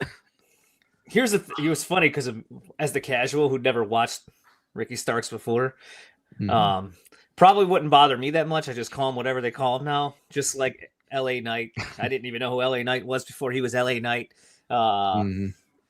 So that might not bother me as much as it'll bother you guys, but I get why it would bother you guys. If they changed his name, that would be really, really odd for sure because it's like his name in the indies. So, but they did it with Gunther. Fuck, he was Walter. He was Gunther out of nowhere. So, and everyone was pissed off about that. So, I get it. But everyone else they're bringing over, they're keeping their names. Yeah. They're keeping everyone who they brought over. I never saw one person getting their name changed yet. So don't start with Ricky. Because you bring Jordan Grace, that's not her actual name. I get the partnership with TNA, don't get me wrong, I get it. But that's not her real name. So it's not trademarked. She came in as Jordan Grace, even kept her TNA theme as well. I'm pretty sure Def Rebel's gonna change it. They change everything and make it horrible. But I'm pretty sure that they're gonna change some stuff, but they didn't change her name. If you're gonna bring Ricky Starks and please keep him as Ricky Starks because no one else is going to see him as, oh, he's this name now, that name. Don't do it. Yeah, for sure. I do want to go back to what you were saying about Penta. Who gives a shit if he was on main event? The dude's not going to wrestle on Raw every week. So you know why he was on main event? To make the kids in the crowd happy. because they Exactly. fucking love Penta. Did he not have a great little fucking promo on Raw? What was the point of what was his purpose on Raw this week? To develop his character going forward. All right. He doesn't have to have a match every week. We got 2.5 hours of a show every week. He's not going to wrestle every week, folks. But guess what they did? WWE went out of their way to put Penta in front of the audience for them to get a more of a taste for him. And like Bakley said, so he can continue to acclimate to the WWE way, which he's just done an absolute fantastic job. So to I agree. WWE Spot and on. Penta, let's go. I learned now that I go to a WWE event like every month, it feels like, or every other month live. You can tell they do. There's a bunch of stuff they like to do for the live crowd too. That's not just for the TV crowd on these things. And for sure, Penta was on that for the people there, so they can give him his intro, cheer, sell some masks and more T-shirts for him, all that other stuff. Not worried at all. And Triple H, you want to know what? I respect it. Here's what I like about it. He's not going to load a show and keep you there for 3 hours when he already had all the stuff he had to do out there this week. He kept you there for 2.5 hours again. That's it. Instead of dragging on a show and making it too long and trying to put too much into it, he had a lot to get through. Did it. Still gave the crowd Penta. You'll see Penta on TV next week. It was great. Yes. And as far as the Ricky Starks things go, if his name changes, they're still going to call him the Absolute One. The Absolute One. That's where I think he's going to go with it. He's just going to call himself the Absolute One.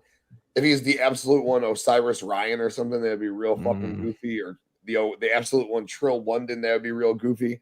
But at the end of the day, what Ricky Starks needs to do is go out there and show that he is the performer that we all know he is on the stick and in the ring. And I don't think that they should feed him to Obafemi right away. I think that he maybe just turn him. It's tough because I want Ricky Starks to be a face. And Tony D is a face with the North American title. That's why I kind of wish that Ridge Holland would have beat Tony D last night to get that. But there's also Sean Spears who can win the belt from him. And then Ricky Starks to take the belt off Sean Spears, which would be real fucking ironic. Wouldn't it? The AEW people would be real going crazy about that. But there's lots of different avenues you can go with Ricky Starks. They just need to make sure that he develops in the way that he's going to continue to develop, because that kid's going to be a stud.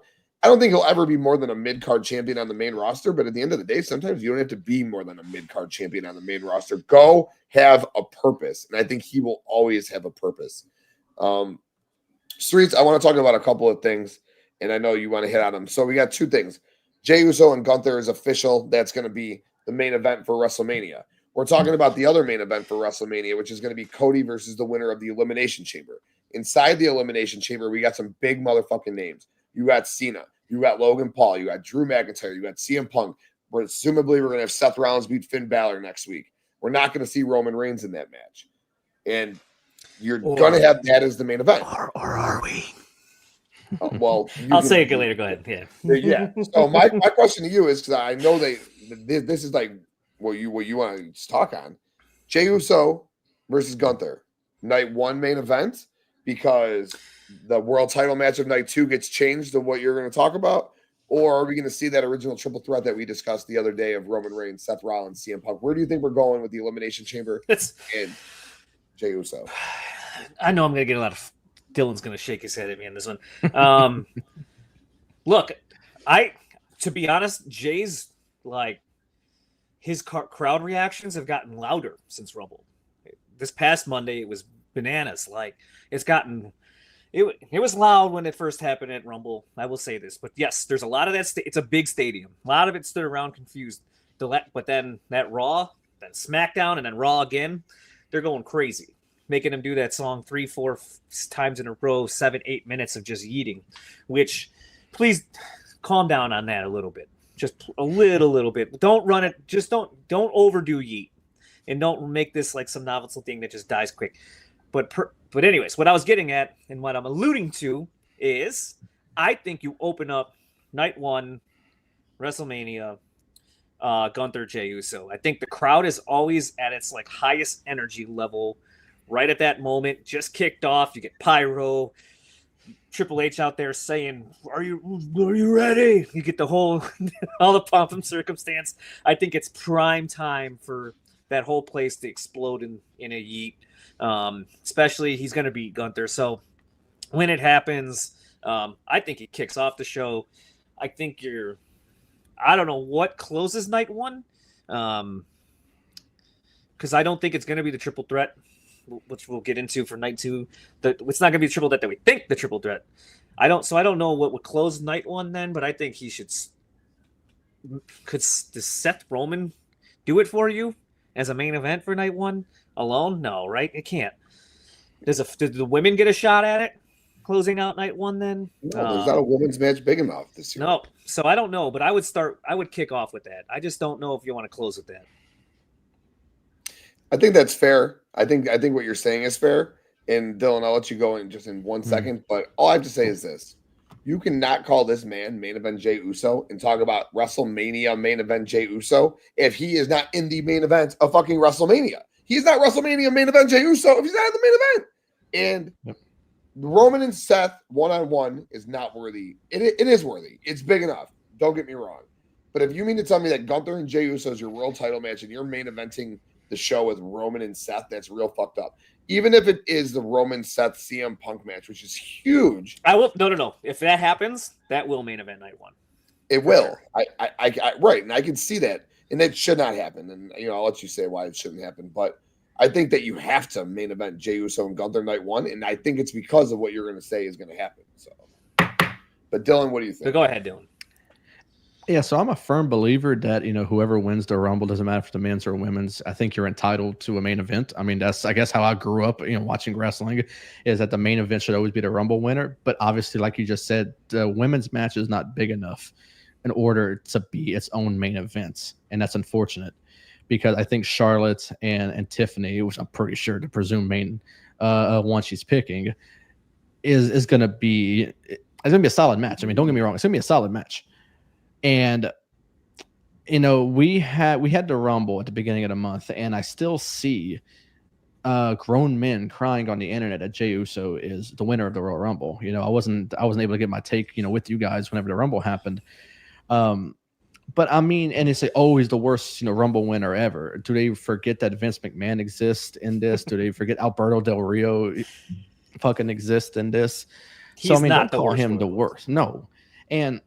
Something I learned as a big wrestling fan, something I've learned is that it doesn't matter about the wrestling. It doesn't matter if you're a good technical wrestler in today's world. As far as WWE, it matters if you're over.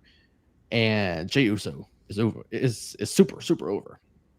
I mean, look, and I'm not trying to downplay any of this, but look at Kofi Mania. I mean, Mustafa Ali is not the chamber match. We never have Kofi Mania. And I'm not saying downplaying Kofi whatsoever, but also, like I said, and this is going to what people are saying on the internet, and they're saying that, oh, Jey Uso's super over, but he's a terrible wrestler. He may be, but also we got to remember that Roman Reigns basically relied on two moves to carry his world championship reign for years, and he relied on the person that was across the ring from him being better, and he had to rely on his cousins to help him for his entire reign. So, I mean, you can look at Roman and say, oh, he's one of the best ever, and he held a title for multiple years. He wasn't that good of a wrestler, and that's a sad truth that I have to tell to a lot of people, is that Roman was over, and he wasn't this over whenever he was the big dog or whatnot. It's whenever he aligned himself with Paul Heyman, he became the tribal chief, and he had that character behind him. And that's whenever he became really good. And that's when he became super over with the fans. Doesn't matter if he was a face, heel, doesn't matter. The moment Tribal Chief came, that was it. And he held the title for years and years and years. And yes, people got tired of the reign. I was one of them. I was very tired of the reign, but he was over. And it didn't matter if people like myself was tired of the reign. It's because he was over. But he wasn't that good of a wrestler. And that's the same thing with Jey Uso. Is that he's super over, and he is feeding into so many types of fans. It could be adults, it could be children. He's very over to children. Look at every time he comes down, he's doing his thing with children. I mean, he's over. I'm pretty sure his merchandise sales are through the roof, and that right there is the reason why he belongs in the main event. That's the reason why he belongs as the Royal Rumble winner. It's not because of wrestling nowadays. If you're going to look at somebody for being a good wrestler, then I mean, come on. I mean, what are you doing with yourself? It's all about being over. It's all about gimmicks nowadays. It's not so much about wrestling now. So Jey Uso deserves, in my opinion, and all these people crying on air, still to this day, I mean, grow up. I mean, you're a grown man on the internet, and your Twitter pictures of Roman Reigns or The Rock or something like that, because you're too afraid to show your own face on the internet. I mean, come on. I mean, grow up. I mean, but yeah, as far as Jey Uso goes, he deserves it. I think he should be in the main event. If your main event, like you said, Tim, if he's main event Jey Uso, got to be in the main event. Now, as far as the other main event goes, I like the triple threat idea. I, for one thing, the triple threat is big enough to be its own main event, kind of like how they did the tag match on night 1 last year, and then they did Bloodline Rules the next. Yeah, I would love Roman, Punk, and Rollins in that night 1 and then night 2 close out with the big over Royal Rumble winner to get that big pop at the end that he deserves. I love it, and that's definitely a huge enough match to main event for sure. If they do go the route of the triple threat with Punk, Roman, and Rollins, you want to know what I would do? Easily, I think night 1. I think you got your night 2 main event to close the show. It's plain and simple. It's right in front of you. Just do Cody Rhodes versus who I would have win the Chamber. You could do this 2 ways. It doesn't matter who wins the Chamber and who uses their politics or favor to get to the match. But Cody Rhodes versus CM Punk versus John Cena is your main event at WrestleMania. I think it covers everything that you need. I don't know if John Cena can even do a one-on-one match right now, like as a main event by himself out there with all the rust and things to knock off. We saw it with The Rock last year. That tag team match might have actually been beneficial for The Rock. It looked better. So maybe this helps Cena a little bit out there. But that's what I would do. And I would actually have CM Punk winning the Chamber. And I know everybody's like, the favor, his favor's to get into the match. No, to me, like I was telling Tim, CM Punk's going to walk in that Chamber and he's looking up against Drew McIntyre, feuded, Seth Rollins, feuded, Logan Paul. They're starting to build a little bit of a thing right there with him on that one now. John Cena, who he said he's going to slap silly, so he's already, we already know the history there. He's got himself in a corner as he goes into this Chamber match a little bit. I said the favor should be basically help in the Chamber. And even though he's not going to be in the match, Roman Reigns returns. Last night commented on it too on the thing. HBK style in the Elimination Chamber comes, takes out Seth in that match. And if you want to get diabolical, Roman could take out Seth and put Punk on Seth for the pin too in that one, to do it that way. And then that's how you get Punk in. And then I think you could do Cena just put himself in the match for Elimination Chamber because he's John Cena. You could start this thing where he just does it again for the main event at Mania. There's many ways you could do that. Nobody's going to even care, to be honest with you. However they get Cena in that one, people are going to love it. But that would be my night 2 main event. I think it's massive enough for WrestleMania. It covers all the grounds for everybody, casuals, the whole pump, everything. So that's how I would do it. Yeah, I think that's perfect. I think the triple threat between Cody, Cena, and Punk would be awesome. I mean, 3 just monster names. And then you get Roman and Rollins one-on-one night 1, and then you have Jey Uso and Gunther main event night 1, giving him the WrestleMania main event. Jey Uso ending the show with the whole place eating with him having the championship. I would also have Jimmy Uso win the United States title in like a multi-person match on night 1 as well. So that way, at the end of night 1, you have Jimmy Uso with his United States championship, Jey Uso with his world championship, and then Roman comes down and celebrates with them, raises their hand in the air. Bloodline ends the show with them as champions, Roman supporting him. That's how I would end the show personally. Poor LA Knight. And Poor LA Knight. LA Knight and Drew McIntyre are going to have an absolute fucking banger, all right, on night 2. They're going to fucking throw down. I get what you're saying, though, for sure. And then what I also would do, you got Braun Breaker and AJ Styles now right in front of you. So you go that route, which leaves Logan Paul open, which means that you don't have to do this triple threat match on night 2. Go Punk and Cody one-on-one. I don't care if I sound like a homer. Do Punk and Cody one-on-one and Logan Paul and Cena in the middle of the show. Cena can go. I'm fine with that too, by the way. I'm perfectly fine with that. But Yeah, and Cena can go and work his way back to a world championship throughout the year and tell that story. But CM Punk, you brought him back. You brought him back, right? He's done everything right in the whole, everything front in the ring, behind the scenes. This dude had the feud of the year, match of the year in WWE. Has done nothing but do everything right. He's earned his fucking WrestleMania main event spot and world title shot. I don't know if he beats Cody. That's a topic for another day. Get that man the Elimination Chamber win. Cena and Logan Paul go do something on WrestleMania night 2, and then Cena can go to a world title later on. I do like that story, by the way. The Cena Chase story is fun, but all year it's fun. What's up, Jordan? Thanks for tuning in, my guy.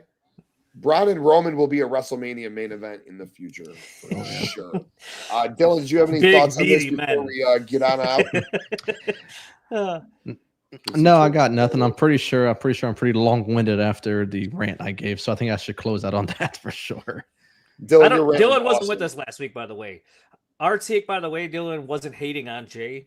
Mm-hmm. It was more. I think I phrased it. It's the right guy. It's just the wrong time. It felt like that's where some backlash from some people like us came. That was like, wow, you had these juggernauts, these top 20 all-time greats, all right there. That we could have had this dream mania that we all booked, but Jay was absolutely deserving. That's why I say right person, the wrong time. It was a definite weird move for sure. My brother came to my house to watch the Rumble, and once Punk got out, first it was Roman and Seth that got out, and we were surprised right there. But then when Punk got out, that's what really caught us. Like my jaw was on the floor once Punk got out. And then we're like, oh, well, they're going to give it to Cena. Here we go. And then when he pushed Cena off, I'm like, what the But then my little theory I had was a lot of people were saying on the internet, once Jay was celebrating, they thought The Rock was going to come out and eliminate him. And then he would be the one. That would be the ultimate heel move right there. Dude, and I feel like a lot of people would have been happier, instead of complaining all this time later about Jay winning. But well, that's they might have been, but the only reason though is because remember, The Rock he just bullshitted everybody for a year and got everybody so excited for all this stuff to do absolutely nothing. Right. So like that's probably why. Yeah. So The Rock fucked that. He's the one who really effed everything up. We can blame him. Pretty much. I think we're still going to get a really good WrestleMania out of it it'll be fun. Really does this right for sure. But all right, guys, it's about that time. Really quick, we do have the AEW Dynamite watch along coming up right now at 7:00. Justin and me, Chef, I'm sure will be on there as well. I just will say something on AEW. Last week, AEW was fucking fantastic through and through. Dynamite was the best Dynamite I've seen in quite some time. Collision was an awesome show following that Dynamite. We got AEW Grand Slam coming on this Saturday night after the NBA All-Star festivities. That's going to be awesome. Tony Storm, Mariah May in the main event. That should be a lot of fun. You got Ospreay and Kenny teaming up against the Don Callis family. That should be cool. Harley Cameron's getting her shot against Mercedes, Buddy and Okada. And then tonight, the trios titles are on the line as the Death Riders are finally defending them against the Undisputed Kingdom with Adam Cole, Roderick Strong, and Kyle O'Reilly. That'll be dope. Hurt Syndicate, my bad, against the Gun Club for the tag titles. Chris Statlander, Penelope Ford, so that should be fun too. So make sure you tune in, Justin and I, right here, 7:00, and right after us, the Get Joe podcast. But other than that, boys, anything else before we run out? I'll be in the chat. I'm not gonna watch, just so you know. I won't be watching that show, but I'll be in the chat. Anyways, before I say goodbye, I want to go back to here. Hold on, where is he at? This guy who sports real quick. If Kansas City trades up to the number 1 pick, the last person they need to take is Travis Hunter. They don't need a cornerback. And I personally believe there's better wide receivers that are just going to play wide receiver than Travis Hunter in this draft. Travis Hunter's allure is he's a two-way player. If he's going to do both, that's fantastic. But if the Chiefs are trading back up into the first round, they're taking Will Campbell, and that's all they're taking if they trade back into that first round. They don't need Travis Hunter. The corners are pretty good on that team. McDuffie, all those guys. So I don't think that's what they would do. No, not at all. Not at all.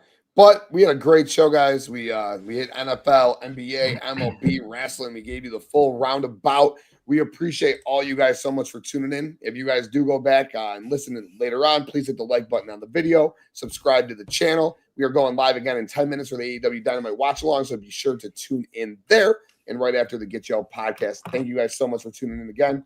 Streetz, Dylan, any closing words before we dip? Bye-bye. No. Not at all. Well, then we out. Bang. Ladies and gentlemen,